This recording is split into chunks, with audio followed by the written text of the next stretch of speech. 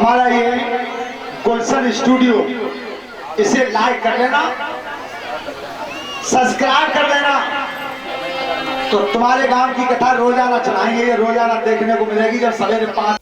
आज जिस समय महाराज ने, और ये मैंने पहले भी बताया कि जब जब भारत की धरती बनी, विश्व में कहीं भी कोई संकट आया तो संकट का निवारण हमेशा ऋषियों ने किया।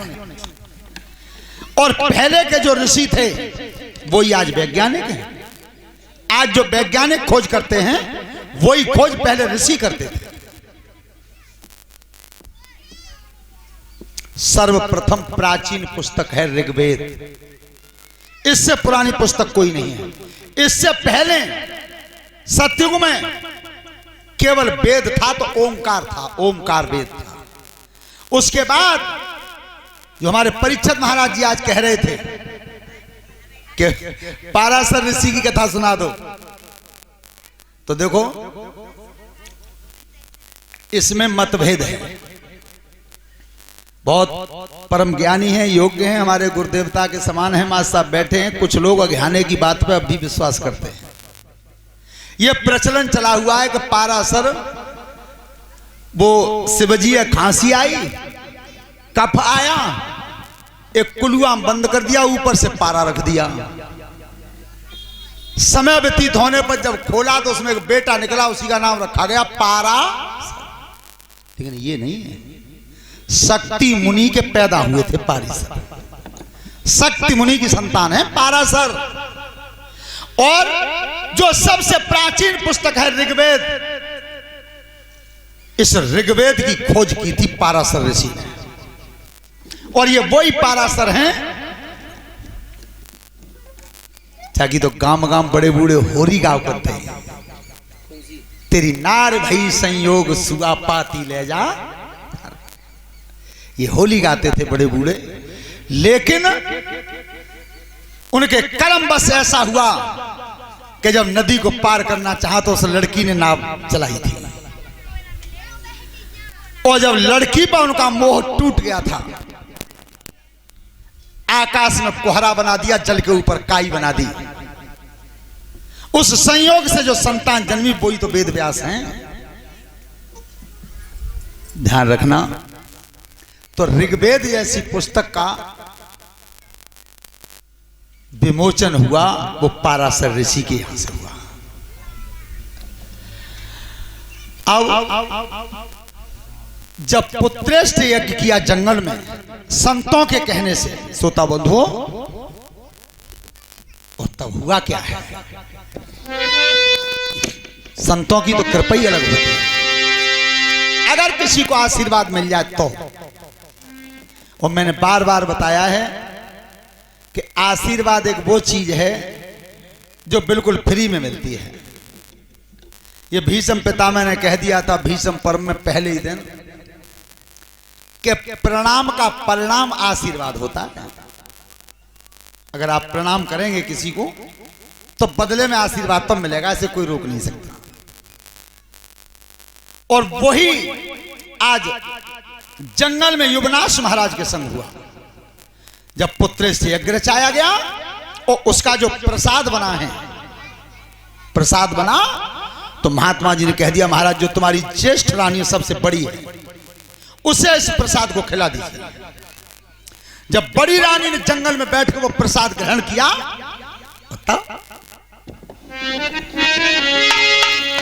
विधि की लिखी सोई भूप भाई,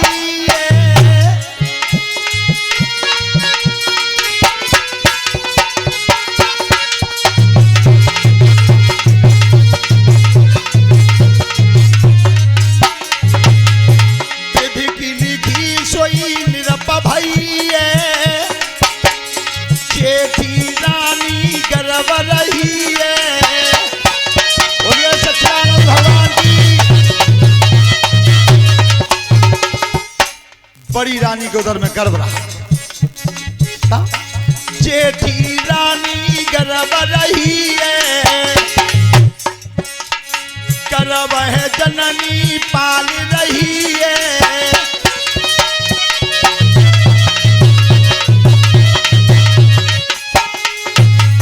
समय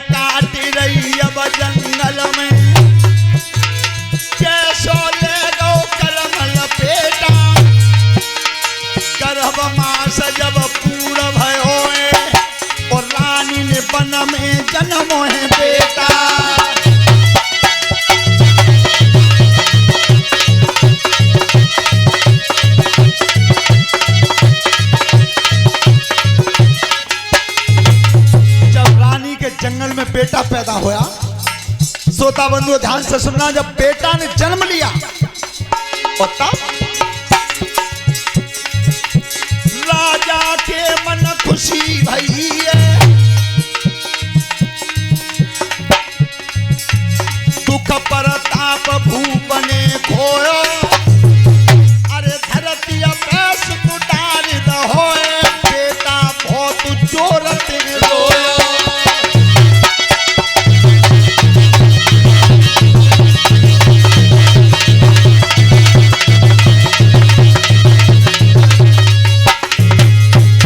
जब बेटा जंगल में रो रहा था, श्रोता बंधु, दुख संताप सब मिट गया महाराज का बेटा का चेहरा देखते ही।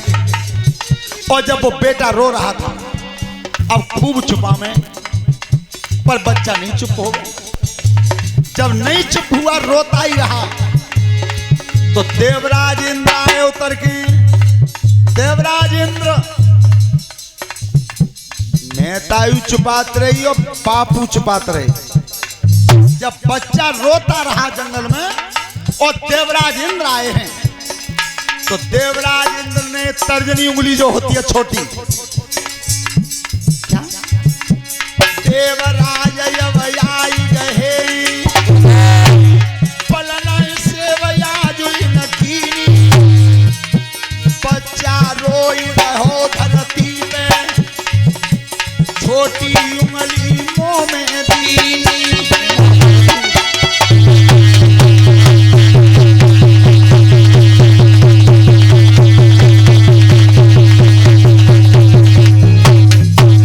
ऐसे ही देवराज इंद्र ने उस बच्चे के मुंह में उंगली दी। देखिए तुमने, महतारी दूध पिलाती है, बच्चा चुप हो जाता है, और तुम अपनी गोद में लेके इन्हें घेरे में उठ आओ, और वो घेरे पर रोई लेकर है। बोलो तुम पे का इलाज है? जे इलाज है क्या ना? तो जो देवराज इंद्र ने उंगली मुंह में दी, बच्चा चुप हो। जब रोता हुआ बंद हुआ, और तब देवराज इंद्र ने कही, महाराज युवनाश, इस बच्चे ने तुम्हारी इन रानियों में से महतारी किसी को नहीं माना, किसी को नहीं माना, और जाने महतारी मानो है। तो दो खंड हुए उस शब्द के, अलग अलग दो खंड हुए। मां समझो है क्या बेटा ने पालन करता होई देखी धाता, मारा सीन बताई गहे, बेटा को नाम धरो मानधाता।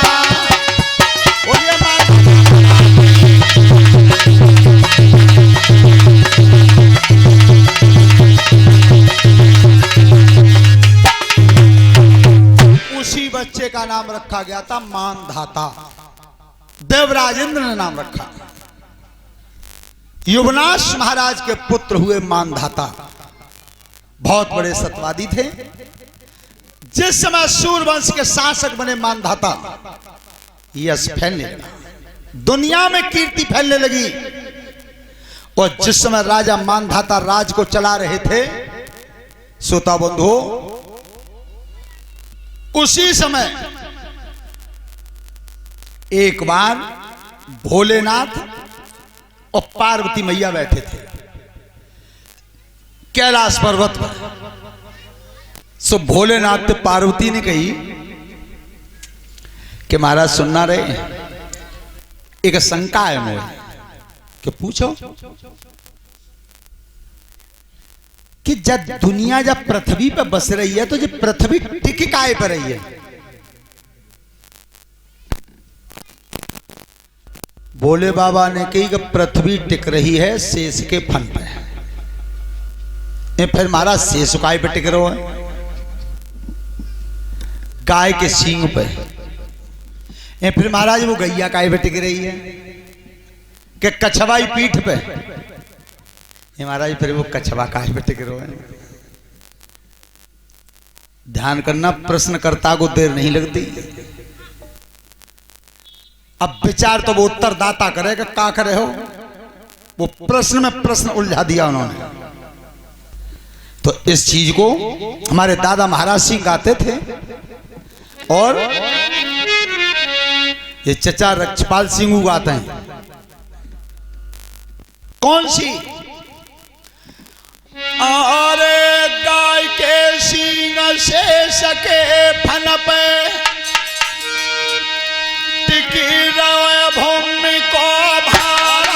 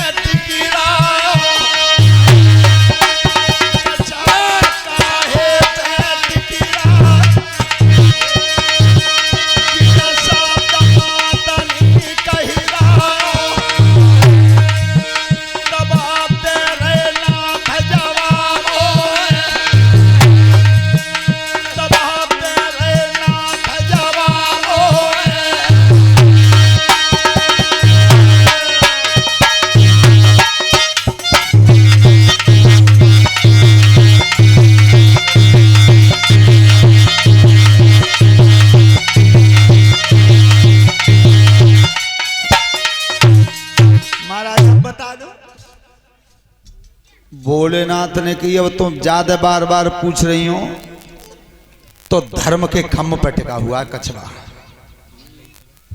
धर्म के खम्भ पे तुम्हारा मेन तो कहूं देखो ना कहूं चिंता देखी न जी मालूम पर कहां लगे रहो तो तय हाथ जोड़ू तय पांचवी एक काम और करवा दे। कौन सा? अरे मेरे मन के सी करवाओ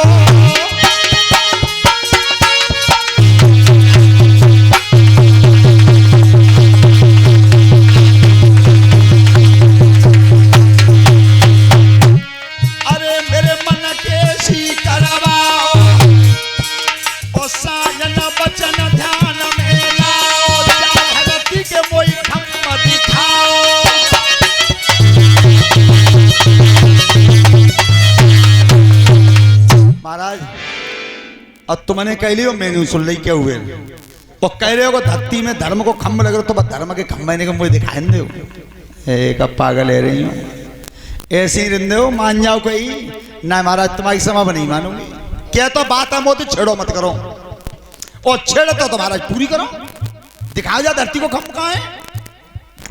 भोले बाबा ने कि एक बात तय करो पहले क्या पूछो कि धरती का खम्भ दिखाने ले तो चलूंगा फिर तुमने मोदी बीच में कहीं का मोह लौटा ले चलो अब ना देख लो क्या बात को मानूंगा नहीं मैं पहले खूब मजबूत है ले देखो ही ये महाराज मैंने तो कही ही है और सही मान ली चाहे कितनी परेशानी आवे मैं धरती को खम्भ देख के ही मानूंगी चलो ए मजबूत है कहीं सा बिल्कुल।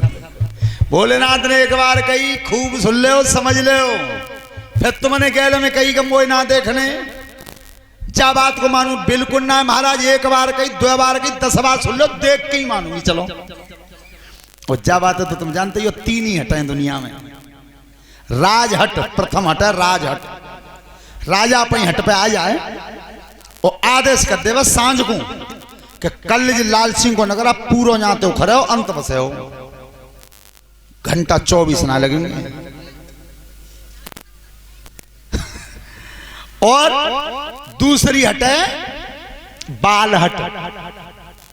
बालक की हट देखिए तुमने कितने बढ़िया दे बढ़िया तुम बिस्कुट मीठो नमकीन जले सत्य लाग दियो और जाखन वो रोई जाए तो जो तक एक गिलास में नाज भर के दुकान गुना जावे हो तो तक चुप नहीं होगा। और तीसरी हट तो परीक्षा जी मालूम ही है तीसरी हट ने हमारी बहन ने किया है इन्हें मन में आ जाए और आज कह देगा कल माए के जानो दुनिया की कोई ताकत ना से रोक के दिखाई दे। ओ भैया हम तो जेऊ कहते हैं, पीछे भाई जाए मत कहियो का सब पप्पू के माओ की लड़कियां ताते जी हमें दाब रहो और नकी बजा रहो है। तो ऐसा करियो जे कह दें कि हमें जान हो तो तुम जान दियो। हाँ, और जिन्होंने ज्यादा रो रहा टकाए बीच में सी कचन में तो जग रहे देखे होंगे तुमने, ताजा जी देखते हैं कि आज कोई आओ कि नहीं। हाँ, तो इस बात को ध्यान से सुने कि तीसरी हटन की पार्वती नहीं मानी तो भोले बाबा ने कि चलो हो तैयार। तो आज भोले बाबा ने एक हाथ में डमरू पकड़ो त्रिशूल उठाया कर में, और रूप क्या बनाया। सोनो भूप धरि ध्यान, अरे चुनरिया जननी में ओ